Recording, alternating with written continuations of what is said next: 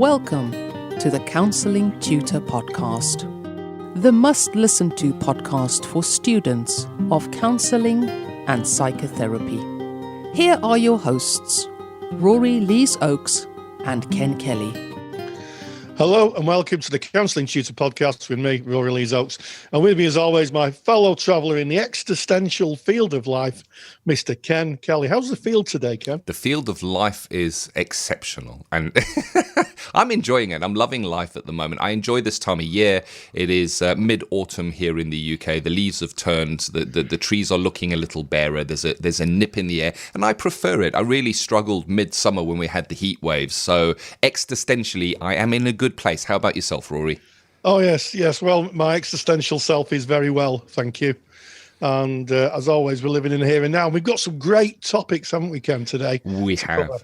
Indeed, we have. Episode 89, What Can You Expect? Counselling Tutor Podcast. We're going to start by speaking about direct questions from clients. This is when a client might ask you in your placement or as a counsellor a question about yourself and about your life. How do you deal with that?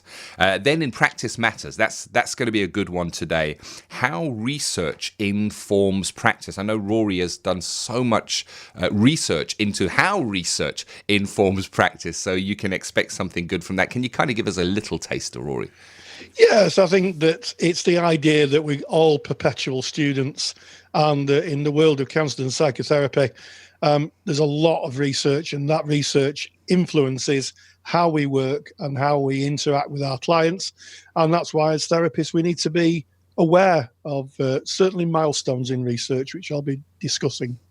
And of course, I know Rory has been working on a super duper handout, so we'll tell you more about that and where you can get that after when we get to Practice Matters. But closing episode 89, we're going to be looking at agency policy, understanding your agency policy. And this is so important when you go into placement, the policies, the procedures of your agency, understanding how that balances off against confidentiality in the BACP ethical framework and ethical framework. So a really interesting topic that we're asked to write about in assignments as well. But starting off today, direct questions from clients. Have you ever had any, Rory? Oh, loads. Loads. I mean, it's a bit of a strange one, isn't it? When someone comes to visit you as a client, they don't know who you are. And it's human nature, isn't it, to kind of ask questions of people. And through the years, I've had lots of people asking questions, usually things like, what would you do in my situation? Have you ever been in the same situation? Have you ever experienced that? Is a very popular question. And also, people do just want to know a bit more about me. I can remember someone asking me what music I liked. They thought because I had a double-barrel name that I probably liked opera. And was surprised when I kind of said, well, actually, I kind of like Oasis, which was a bit of a relational turn, I think. But on the positive side, because it made me, more kind of accessible. But yeah, how do we deal with these difficult questions?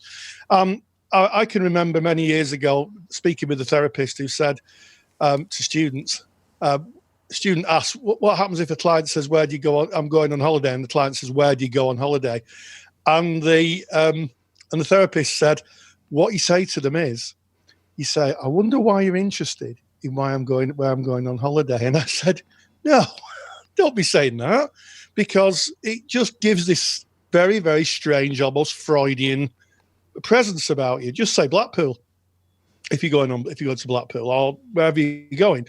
And if the client asks again, tell me all about that. Just say, I'm just aware that we're here to speak about you and what's going on for you. And that way you get a more collegial, more human connection with people.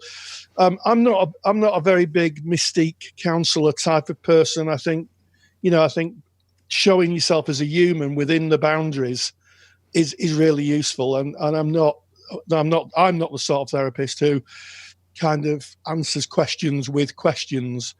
I think sometimes you just have to answer them or work with what the client's really wanting to know, I think.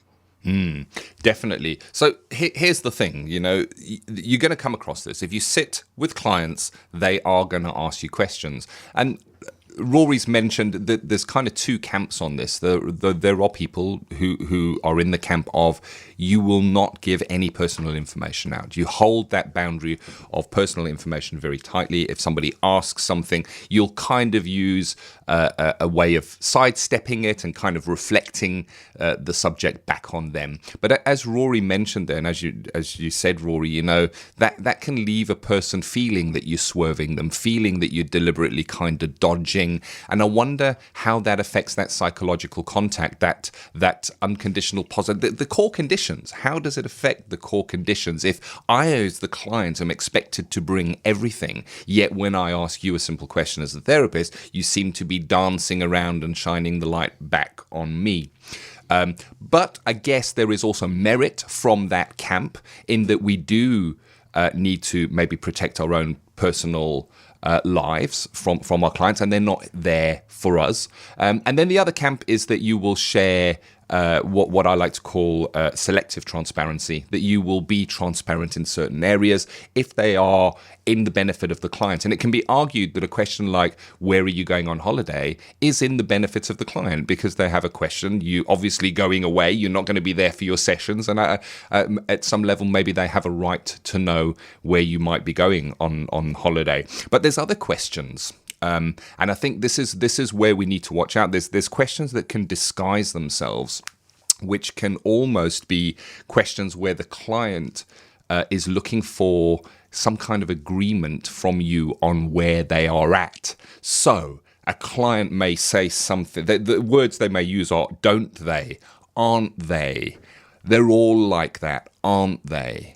And they're looking for a positive reinforcement from you, the counsellor, because that is their frame of reference, is how they see the world. So they may say, I went to work and the boss was very, very rude to me, but, these bosses, they're all like that, aren't they? And that aren't they kind of can subconsciously get a response from us where we may find ourselves nodding, because that's what we do when people say, oh, it's like this, isn't it? And we may find ourselves nodding. So watch out for those hidden questions where there's almost an element of collusion in where the client may be at.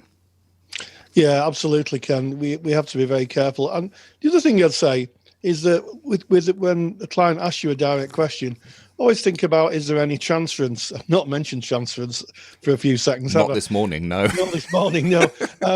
But just be thoughtful that there may be some transference there. So if clients say things like, oh, yes, well, my father used to do that. Or, yes, or I'm sure you have children like I have. Just be thoughtful of transference, because I think when people ask questions, you need to ask the question to yourself: why are they asking me? Why are they asking me that question? Mm-hmm. And I think if you have that in your mind, it's a lot easier to make a response. And Ken's absolutely right. Collusion questions are never helpful if you answer in a way that appears to collude with the client.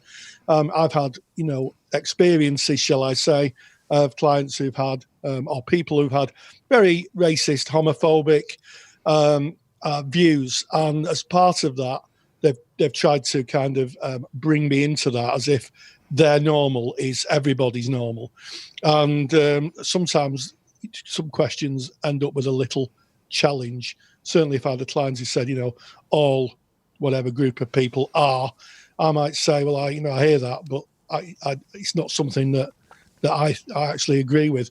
And there you're into a place where you may be starting to get into a debate, and we don't get into debates with clients. What we do then is move that and say, I wonder why you feel that way. 100%. And let them explain their frame of reference. It's not a debating society. And that's something we have to be careful of. When people ask questions and you respond with an answer, you could very well end up getting a debate, and that isn't therapy. That's a different platform altogether. I like what you're saying there. And The other thing that's coming to my mind now with regards to questions is, what is the motivation of the question? I think it just reflects what you've just been speaking about. Where is the client coming from? And I think this comes with maturity. The longer that you've been in practice and the more clients you've sat with and the more questions you've been asked, the more you get a gut feel for this. And you may even have that gut feel right there in those first sessions. When a client is asking something that may relate to their journey, to their path, to their well-being, it's worth investigating what the question is. So I'm going to give you an example of this, because that can sound I'm saying it, Rory, and I'm thinking, that sounds really fuzzy. That does. Well, I'll give you an example. I worked in recovery for many years, and there are a number of different modalities of recovery. One of the modalities is 12-step recovery. 12-step recovery counselors mostly, not all, I have to say, but mostly will be in their own recovery. They use the experience of their own recovery to be there for others. And it is quite acceptable in 12-step recovery for the recovery counselor to mention their own journey, to mention, I also was like you. I also struggled with alcoholism or prescription medication or whatever that may be, and I'm now on the other side of that. And you that is used to kind of get the client to connect with you, to go, right, okay, here's somebody who really understands. But a different model of recovery suggests you would not self-disclose under any circumstances. You would not speak about your journey because it is not your journey. And even if you did struggle with prescription medication and the client in front of you has an issue with prescription medication, your journey is your journey, and they will make their own journey and they will make their own decisions. So you would not self-disclose. So I guess it's about you making the decision for your practice of where those lines are, where those boundaries are for you. And if the boundary is that you will not answer any questions and you will use that kind of reflecting back, well, then that's your decision to make. But I think that we're not here to tell you what to do. We're here to have the debates, to bring up the topics so that we can find out what your feelings and what your ideas are on it. And we'd love you to share your feelings, your ideas. How best could they share their feelings and ideas with us, Rory? Oh, it's a tough one, that, Ken. That's a question, isn't it? Right, okay. Well, we do have a very vibrant Facebook page. Oh, yeah. So if you go onto Facebook, if you're not a member of our Facebook group, you are missing out, and that's a certainty. So if you type into Facebook, Counselling Tutor, you'll find two pages. One is our closed group, which you just knock on the door, we let you in, and you can join over 19,000 people, like-minded people who are studying or interested in the world of counselling and psychotherapy. There'll be students like yourself there, maybe tutors like yourself, maybe qualified practitioners like yourself. So come in, say hello, and you can ask those questions, and it's a very vibrant forum. There's also another page, which is our business page. You can click on it, and if you like what you hear, give us a 5-star review, and that helps us, and it helps people see what we do as useful, and then they come into the group and get all that benefit. So there's two groups there, but come into our Facebook group, our closed group, and meet all the people who are in there, and get into the conversation. Lots of great conversations in there. Indeed. So if you are already a member, let's hear your views on when clients ask questions. Obviously, we won't say any of the questions that clients ask, as that is breaking confidentiality, which we do not do, and we don't speak about client work. If you're not a member, just go to Facebook, put in Counselling Tutor. We're right at the top. Knock on the door. We will welcome you in with open arms. So moving on from direct questions from clients into how research informs practice. I guess, Rory, that counselling today looks different to maybe counselling 20 years ago. Oh, it's a completely different field. And if I think when I graduated in 2004, the amount of knowledge that has been generated through research is phenomenal. And that is why it's one of the reasons it's really important that therapists keep up to date with research. And the other thing is, as I'll say, in the world we live in now, where our society is altering. When I started, there wasn't the internet. Can you believe that? There virtually wasn't any internet presence at all. Now, Of course, the whole world's we're on the internet. The whole world's on the internet. So that alters how societies move. And of course, that alters mental health and mental well-being. So that research is useful. So, what I'm saying is your qualification when you're finished doesn't stop there. Research really is useful. I'm going to tell you why and how you can use it. Looking forward to that. We're going to join Rory with Practice Matters after this short message. Take the stress out of your counselling studies and get the support of Rory and I by joining us in the Counselling Study Resource. See how Counselling Study Resource can help you. Visit counsellingtutor.com. That's counsellingtutor.com. Research has always been a part of counselling. Sigmund Freud, Carl Gustav Jung and Carl Rogers all conducted detailed research to evidence the effectiveness of their therapeutic approaches. More recently, in the field of neuroscience, American researchers such as Stephen Porges, Bessel van der Kolk and Daniel Seidel have opened up the frontier of neuroscience, highlighting how the brain responds to traumatic life events. This in turn informs how practitioners work with clients who've experienced trauma. The term evidence-based practice is used in the medical field to assure patients that any interventions or treatment offered has a statistical chance of working. This idea is just as important in the world of counselling and psychotherapy because as practitioners we're ethically and morally obligated to use therapeutic models that evidence would suggest are effective in helping our clients with their difficulties. Evidence-based practice impacts on other areas of counselling, such as funding and the shaping of service provision.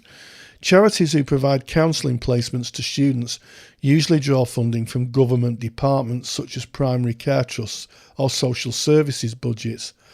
These organisations employ commissioners whose role it is to identify a need for a service and justify that the funding they provide is used to provide evidence-based services. The evidence is collated in a number of ways, such as drawing on research from organisations such as NICE, the National Institute for Health and Care Excellence, and consultations with ethical bodies such as the BACP and UKCP, who present evidence on the efficacy of counselling and psychotherapy for presentations such as depression. And I'd encourage you to download the handout, and in the handout you see a link for BACP. If you click on it, you can actually see how much work they're doing presenting evidence to the National Institute of Health and Care Excellence. The other way that commissioners gather evidence is through qualitative research, such as clients' experience of the provision, and quantitative research, which are statistics based on exit forms such as GAD-7 and PHQ-9. So it's not unusual for a charity to be asked to provide some qualitative information. That's usually lived experiences of clients. Clients sometimes volunteer anonymously to share their experience of the service. So that's qualitative research, where you're looking at the quality, you're looking at how a client's experiencing something. But also we have quantitative research, and that's statistics, and that's gathered from forms such as GAD-7 and PHQ-9. So when someone goes into the service, they fill a form out how they feel, and when they leave the service, they fill another form out how they're feeling at the end, and those statistics then are collated into the effectiveness of both the service and the therapy offered. Research plays a huge part in our work and means that when a client sits in front of me, I can be confident that they are receiving the best possible service based on the evidence available. Thank you as always, Rory. It boggles the mind how important research is, how it contributes to what we do, what we practice in our therapy rooms, and I think back, it wasn't all that long ago, only a few decades, where it was quite acceptable to drill holes in people's heads and poke around experimentally, and through research, just our modern science is, and our modern ways of working in mental health are. And I guess that continuing research will mean that hopefully in 20 years' time, it will look different again. But thank you for that, really informative. And of course, Rory always creates one of his super duper handouts for Practice Matters, and you can get it for free. And you can get that by going to our website, which is counsellingtutor.com, and you click at the very top, you'll see the podcasts tab. When you click on that, it'll take you all to all of our past podcasts, you want to be clicking on episode 89, which is today's episode. All of the notes from today's episode are there, including any links that we may have mentioned to additional reading. But you can also, from that very page, download Rory's super duper handout on how research informs practice right there from within the page. So go and grab that for yourself. And if you are a member of our paid for resource, which is called Counselling Study Resource, well, that handout's already been added to your handouts vault. So all you need to do is log in and you can download that. No need for you to put in your email on the show notes page. So moving on, and our next topic today is agency policy, understanding it, Rory. Yeah, absolutely. And this has been generated by the discussion in the Facebook group regarding what constitutes self-harm. And I think that if you're going into practice, if you're a student, eventually you have a practice year or 2 years, and you usually have that within an agency. It's usually a charity, and you go as a student and you work in the charity for part-time to do your counselling hours. And it's really, really super important that you understand the policies of the agency, because the policy of the agency informs your contract. So your agency may very well have a contract or a rule which says that you have to break confidentiality if there's harm to self. A client says that they're going to do harm to self or harm to others. And you really need to know what constitutes harm to self and harm to others. It sounds easy saying it, but actually it's really useful to find exactly what the policy is and what the procedure is. I've talked about this before, and I think when you go into an agency, you need to know who the person is you may have to speak with, should you have to break confidentiality, what happens after that, and how the client's supported. It's really not great just to know the policy. And it also should be in your contract. So anything that's in your contract should reflect the policies and procedures of the organisation you're working in. So you really need to be thoughtful of that. Good agencies usually have their own contracts, I have to say, although I know that some therapists write their own, but they should reflect the policies and procedures of the organisation, especially with harm to self and harm to others. Really is essential. And also on some courses, you're asked to write about them in your final portfolio. You have to produce a piece of work talking about agencies' policies and how they're used, and how counsellors are trained to use them, the kind of training that you get to support the use of the policies. 100%. You know, I have a challenge for you listening to this.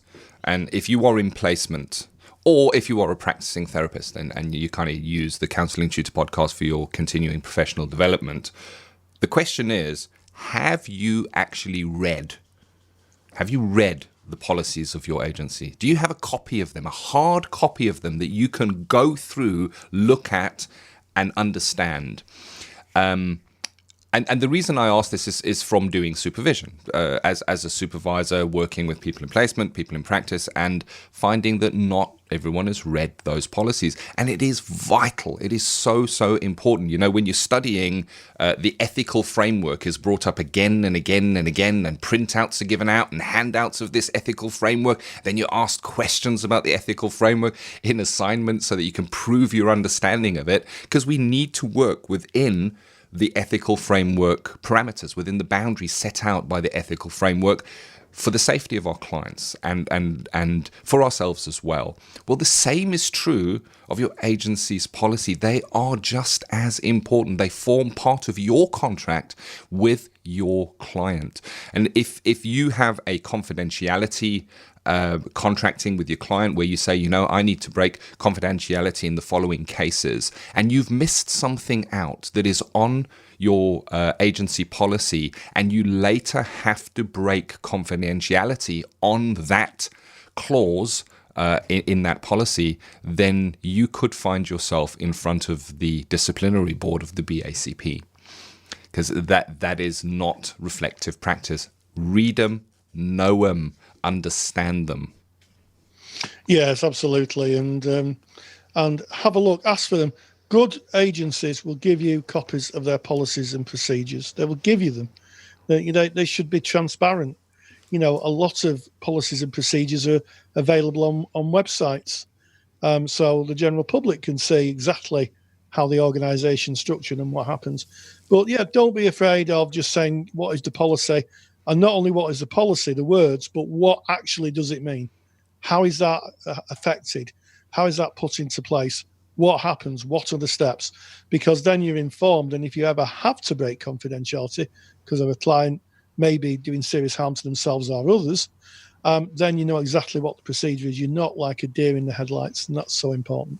100%. So I want to put in an example to underline that, understanding that the policies. So an example, I'm going to use working in recovery once again. So if you are working in recovery, there is very often a requirement from the agency that you will be working within that if a client you are working with relapses and reuses a drug or increases their use of a drug or goes back to a drug that they are in abstinence from, that you would need to break confidentiality, and you would need to break that confidentiality to the agency. Now, generally, that is not required from us in the BACP ethical framework, for example. We wouldn't have to break confidentiality if somebody was using a substance.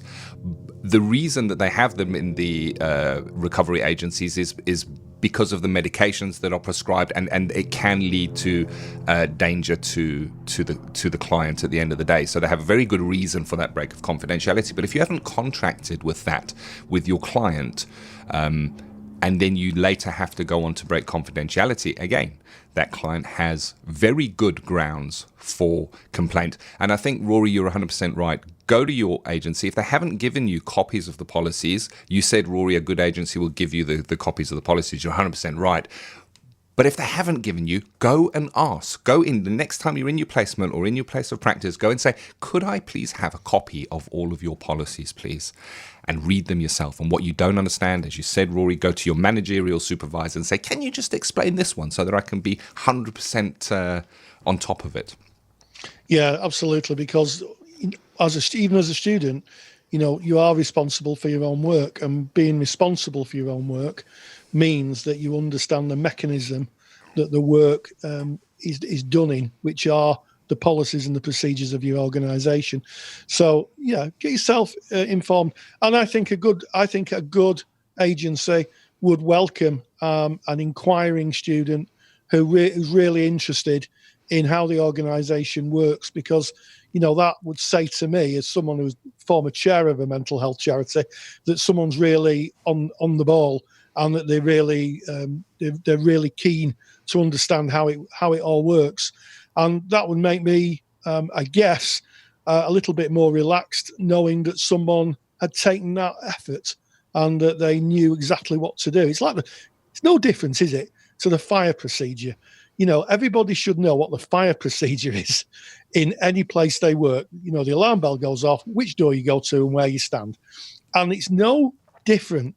The policies on breaking confidentiality for self-harm, or someone who may be thinking about taking their life, shouldn't be any different. You need to know what to do and where to go. Oh, so important. And one last thing from myself on this topic is that in the past, when Rory and I have been tutoring counselling together, there has been incidents where one of our learners has questioned the policy of an agency, and that policy has actually been reviewed because it was read, it was understood, and questions were brought up about that, and they reviewed the policy and changed the policy. So read them, understand them, question them, ask questions. So important to protect yourself, to protect your clients. Yes, absolutely. It's been a great episode today, Indeed. hasn't it, Ken? Oh, yes, it has. We started off with direct questions, and then we went on to look at the importance of research, and then we talked about agency policies and procedures. It's all very relevant to the world of counselling and psychotherapy if you're a student. So that's great. And as always, stay grounded and stay safe. Take the stress out of your counselling studies and get the support of Rory and I by joining us in the Counselling Study Resource. Counselling Study Resource, or CSR for short, is the world's most comprehensive assignment guidance and study support resource for students just like you of counselling and psychotherapy. See how Counselling Study Resource can help you.